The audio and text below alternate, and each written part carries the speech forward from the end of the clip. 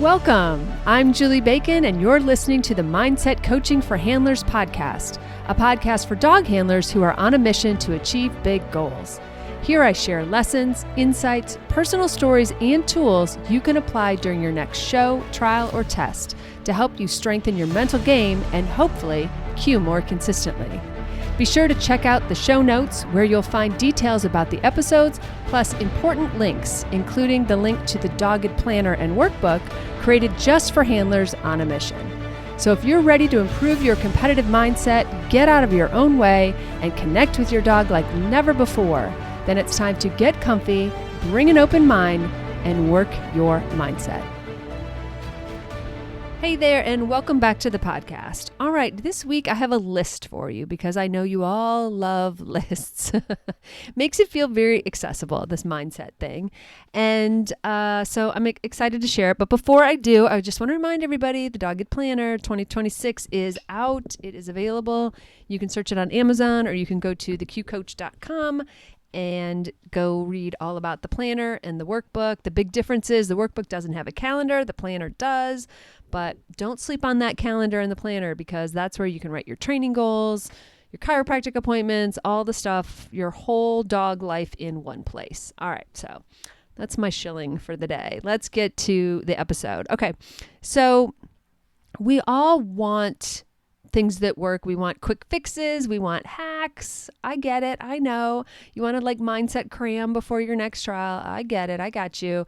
So this time we're going to talk about 5 kind of things that you should sneak into your warm-up routines, because I know you have warm-up routines. I know you have habits or pre-run habits, whether or not you call them rituals or crate to gate or whatever you call them. If you're new to the podcast, I call them rituals because I think they are sacred, and I want to make sure that I protect them at all costs, no matter if I'm going to a nearby weekend trial or if I'm headed out to a big national event or something that gets a little crazier, right? My rituals are everything. I depend on them. I rely on them. They are sacred, hence the name. But I think sometimes that in our quest to make sure that our dogs are centered, they're connected to us, they've done their little warm-up tricks, maybe they've stretched their body, you've done your warm-up routines, you've exercised them for 10 minutes to really get them limbered up, whatever. I think we're forgetting our mental routines, okay? So I want to just give you a few things to work in.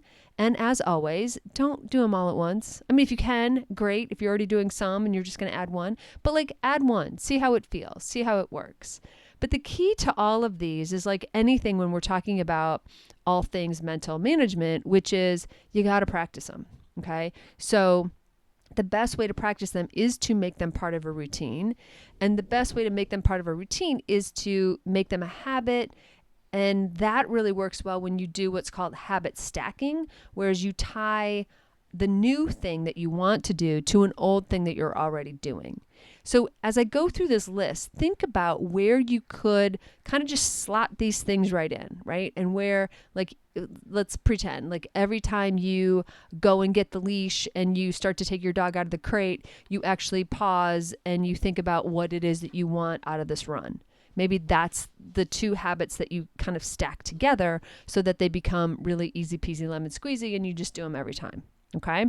Because we want to slot these things in a way that grounds us and gives us just a little other mental boost and kind of focus, right? And it makes sure that we are not walking into the ring like we talked about last week in any kind of a frenzied state or, anything other than grounding and present, okay? Because that's the goal. That's where we want to always be. Firmly in the present moment, being able to respond to our dogs, respond in the ring to changes or things that come up, just fully present, confidence, trusting in ourselves and in our abilities as a team. Right?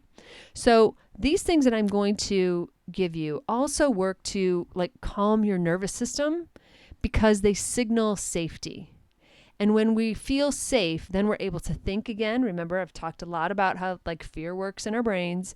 And once we're safe, then we feel it's safe to focus. I'm not under threat. So we want to be able to develop these sort of calm moments because there's a lot of thinking we need to do in the ring, obviously. So we need to be in a really clear space to do that. Okay. So the first thing I want you to do is, and this gets into creating that calm nervous system, is develop some kind of a grounding routine. Now, what is grounding? Grounding, it means sometimes different things to different people, but really it just means to get yourself out of your head and kind of fully into your whole body. There is this sort of thing that happens to us where we spend so much time in our heads spinning around in that crazy world that we sort of disconnect from our body. And for us as, handlers in a sport, like we kind of need all the things to be functioning on all the cylinders. Okay. So to feel grounded is to feel that safety I was just talking about, right? So we want to make sure that we are out of our head, we're connected into our body, we are fully in that present moment. And I always talk about the fact that sometimes I will wiggle my toes in my tennis shoes because it helps me just connect all the way down to my feet. And I'm often surprised. I mean, way too often am I surprised that wiggling my toes in my shoes feels almost foreign, which just tells me that I have really become that disconnected, right? Because I'm living at the opposite end of my body, right? I'm living in my head. I'm not paying attention to how the rest of me feels. I'm probably ignoring things that my body, signals my body's sending me hey, you might be nervous, or hey, you're feeling disconnected, or you seem pretty energetically not grounded right now, So that's how I kind of know that if I wiggle my toes and my toes are whoa, that hasn't happened in ages. I'm kind of yeah, I really need to make sure that I'm connected and present and kind of, for me, it feels like being tethered to the earth, right? It means feeling like I have weight and I'm not just this floating head, I guess, right? All right. So I want you to work this in somewhere to your existing pre-run ritual. Don't make something new for it. Just be okay, hey, when I'm standing at the gate and I'm 2 dogs away or 1 dog away, I'm the next person, the last thing I'm going to do is take a really deep breath with an extended exhale, because again, science tells us that the more extended that exhale, the safer the signal you are sending to your body. Because often if we are under threat physically, we'll take a really sharp, big inhale, but there's no way we are doing extended exhales if we're running from the bear, if you will. Right? So that extended exhale, and do a few of them. Okay. So you're next in the ring, you're a couple away, whatever, or whenever you feel like you need to just feel grounded and settled, take that deep breath, preferably 2 or 3, right? They're free. Do a lot of them. Okay. All right. So the second one I have for you is about clarity. And I mentioned this a little bit in the intro, but you can do this as you walk to the line, or you can do this as you walk to the crate to go get your dog, wherever it fits into your routine and wherever you have the best odds of doing it regularly, basically. Okay. So we want this one thought to kind of replace all of that mental chatter. As we talk about a lot, you can't just say, don't think about that. You actually have to replace it with a new, better, more constructive thought. So instead of thinking oh, I hope I don't screw it up, or, I gotta hope I don't forget to do this, or I hope I get there, then I want you to think more okay, I can stay connected, or I can breathe. I'm going to smooth out. I'm going to be a smooth handler. I'm going to enjoy my dog, or I'm just there to support whatever my dog needs. Okay. So replace it with something to do, because again, telling yourself not to do something, what's going to happen. You're going to do it. Okay. But because it's in your head, right? So I want those things. And maybe that is the last thing you think about as you walk into the ring, if it's very central to what you're working on, or your process goals of what you've been thinking about. Or maybe it's more of a overarching thought that you just want to have, but it should evoke clarity of mission, right? The clarity of what you're about to go do. So it's almost like the overarching theme of the next run, you know? And for me, like the smooth thing is totally me, especially, well, in any ring, honestly, because I will tend to make like either do like jerkier movements or like, suddenly decelerate instead of decelerating smoothly, or suddenly speed up or, be a little jerky sometimes in my movements.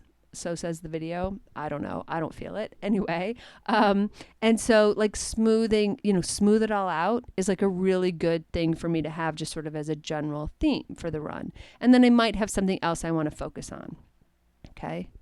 So it narrows your attention also because we want to narrow in on a couple of concepts. That's why I always tell people, especially in my coaching, is when they feel overwhelmed and they want to fix like 5 things or like I want to do all of this stuff, like that's actually really counterproductive because telling yourself to focus on 5 things actually spreads your focus out. And probably then you're going to do either only one of those things or you're going to do all 5 sort of thinly, sort of not great, rather than when you focus in on 1 or 2, what ends up happening is you're trusting your training to do those other ones, whether it's 3 or 20 or whatever it is you think you're trying to focus on. So when we trust our training and then we lean into a couple of themes, it helps us again get in that present moment, but it helps us narrow our attention and stop the future tripping that is getting us into trouble, right? That thinking of all the things that could possibly go wrong, the over functioning, the over planning for, future calamities that are probably not even going to happen. Okay. And again, pair that, figure out where this fits in to your rituals, where it kind of makes sense so that you are more likely to make a habit that is actually going to stick. Okay. So those are the things for before you run. I'll be right back with a few more. If you love this podcast, you'll love the Q membership. Each month, we tackle topics like ring nerves, confidence, and mental toughness, breaking them down into bite-sized, actionable lessons. You'll also get a private Facebook group for support and access to all of my online courses. It's like having a mindset coach in your pocket. Ready to get started? Join us. The link is in the show notes or head to theqcoach.com. Back to the episode. All right, so this one's for when you're in the middle of your run, all right, a reset cue of some sort. So we're going to acknowledge that when we're in the ring, even if we're walking, okay, no matter what we're doing, whether you're walking, whether you're running, something in between, everything seems to go very quickly, right? Like what is time when we're in the ring? So I acknowledge the fact that everything's kind of happening quickly and our brains need to work quickly. However, I firmly believe and trust and know for a fact that once we make a mistake, many things can happen in that instance. Sometimes we might still be walking forward, but our mind is back on the mistake instead of on the next thing that is coming at us or the next thing that we need to do. Okay. So obviously that's not great. And sometimes we just stop handling altogether, right? Have you ever had those runs where like you make one mistake and then quote, and then the wheels came off? Well, the wheels came off because you stopped handling, you stopped thinking, you stopped your plan, you got stuck at the moment of the mistake and didn't keep going. So we want to understand so that we can get the most of our runs, because remember, even in a run with a mistake, we're learning something, we're getting feedback, we're getting better, we're building mental stamina, all of it. So like still good is happening even if you made a mistake. Okay. So we want to get to a point that when that mistake happens, we either do or say something to ourselves that encourages us to stay in it, right? Stay in the game, if you will. So for some of us, it might just be like a really sharp exhale, like a blow it out kind of a thing. Like you make the mistake and you just literally like, it is very energetic. You just like, just blow it out. Okay. And some of you are going to be like, I can't remember to blow it out. All right. I'm giving you other ideas. Hang on. Cause I appreciate that. Right. And some of you might do it naturally anyway, kind of without thinking. It is a real thing that happens for some people. So that's one. The other thing would be like a physical like shake of your hand or shake it off or something. Of course, that depends what ring you're in, if you can get away with that. I particularly like to do like a mental thing because obviously I'm always speaking to myself I say in my head. Like I'll say to myself like stay in it or keep handling or move on. Okay? Something that says like, "Hey, snap out of it. You're not done here." You may be bummed out and you may be going into this other world right now, but your dog is still here giving it 100% and trying his little heart out. You need to stick with it. So I try to keep it short, but I try to make sure that I am not just like abandoning my dog where my brain is left back at the mistake. The dog is carrying on going, what just happened? Like, I don't know. She just sort of disappeared on me. Like, what happened? So I'll say things to myself like, okay, stay in it, stay here. Keep going next, like something quick that refocuses your mind and reminds you not to, in fact, ditch your dog and instead stay in the present moment and handle the rest of the course. Okay. In most cases, when we do that, we're then able to maybe not save the run because it depends what just happened, but certainly we can get something out of the run. And this is where, like, for instance, in agility, a handler might try, putting a certain side change in that they wouldn't normally do, but they've been working on it in practice, and why not try it now since we're not cueing, right? Or in obedience, you might like really double down on, okay, fine. If that's over, then I'm really going to work this skill, or my in-between exercises, or making sure I'm really connected, or what have you. So you can always get something else out of the run if you sort of like re-engage. Okay. And that's what this reset cue is about. Okay. We're not trying for perfection. I say that to all of us, myself included, recovering perfectionists out there, but we are trying to keep our brain in the game. And that's what really matters. Okay. This one is for right after you run or once the emotion of the run has diffused. Okay.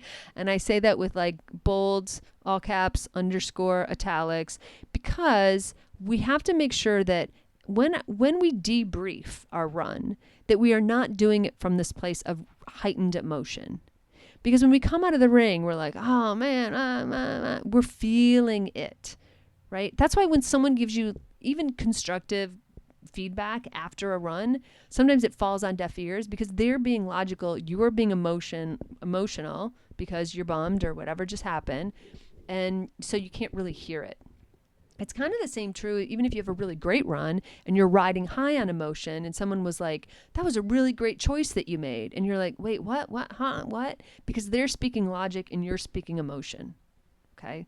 So I need you to just make sure you know thyself and know when it is safe to write a couple things down and when you need to wait to do that. Because what we want is a very short, could be a couple words, factual debrief. What went well and what is one thing you'd like to adjust for next time. Okay?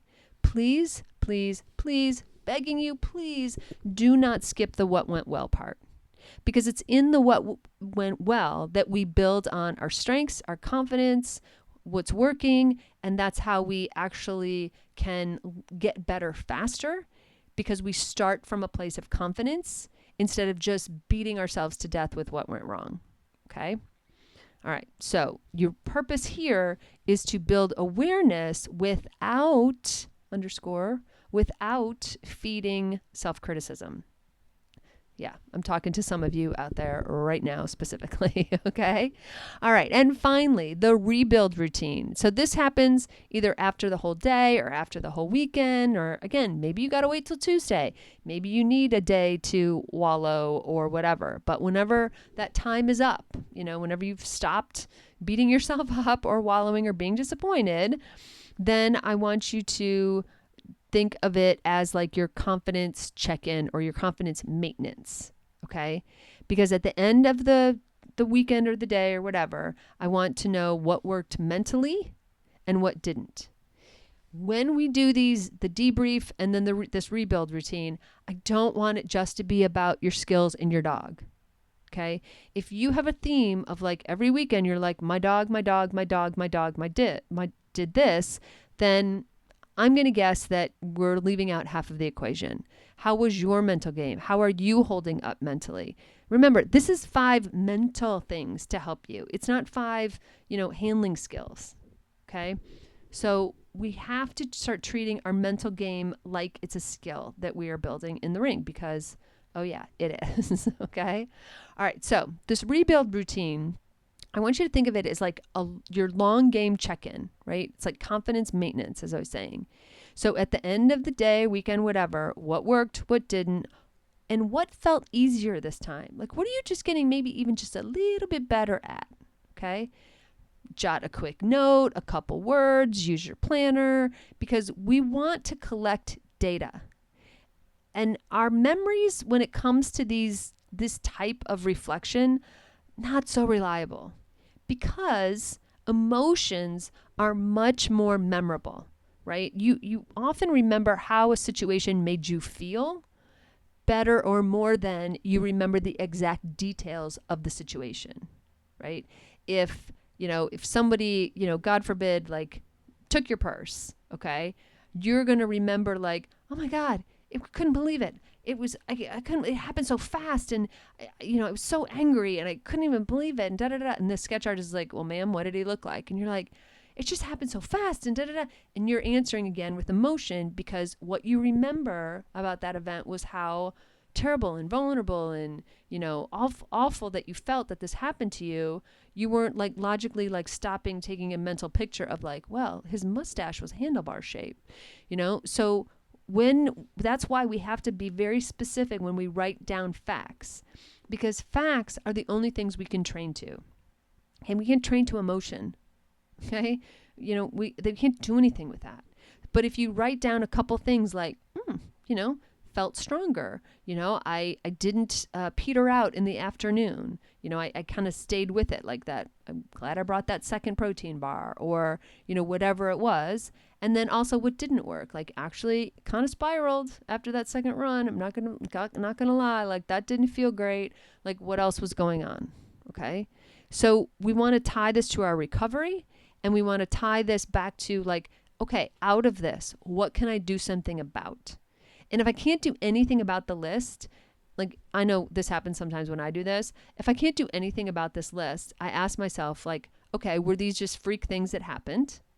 Or have I not really gotten to the facts yet? And am I still clouding it with the emotion? Like, give me something to work on, right? Because like everybody listening, like I want to get better too. Like I constantly want to be leveling up. All right. And then lastly, like again, I said this kind of at the beginning, but it bears repeating. Don't try to do all 5 at once, right? Like pick one, get really good at it, get it really embedded as a habit, and then add something else, right? The goal isn't to have like the most perfect mental checklist of all time, but it's to have like some automatic cues that keep you steady and connected and grounded no matter what ring you're in. Okay. And just another like kind of random thought that I had about this topic was, when we're thinking about confidence and consistency, they don't really come from trying harder. Okay. Sorry, they don't. Okay. They come from having like routines that we can trust, like things that we do that prepare us to walk in the ring that we know help us get into the frame of mind that we need to compete. Okay. So start small. You're building like scaffolding. Think about it, right? Like you want to be able to small and easy to repeat. And then pretty soon your mind will just go to those things as like almost like comfort, and they'll just be like this comfortable list of things that just make you feel present and grounded and focused and like ready to go in the ring and rock it. Right? Because isn't that what we all want?